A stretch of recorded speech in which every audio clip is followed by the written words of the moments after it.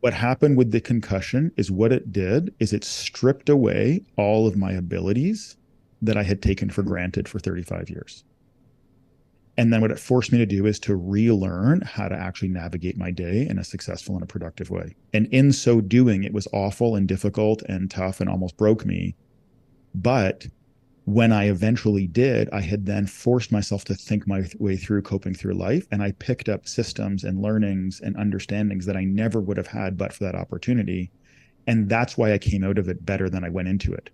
Imagine you can just sort of have the strength to hit 300 yards in golf and then you get a back injury. And suddenly now your back prevents you from hitting that well. So you can only hit 100.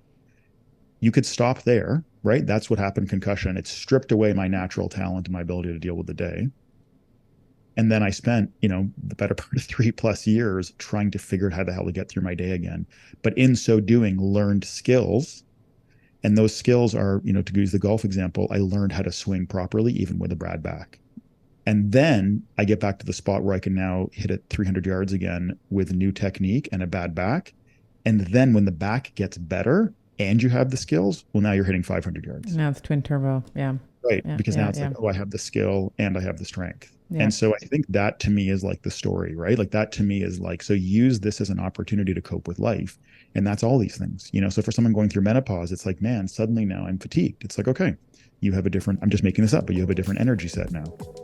Okay, well, how can this thing work for you? How can you identify, manage, optimize this? What can you learn about optimizing your energy that's actually going to make you a better human in the long run? I get really excited thinking about sort of the world that way, because it means that no matter what comes in the front door, you've now got an opportunity to use that thing to your advantage. Yeah. Love Yeah. that.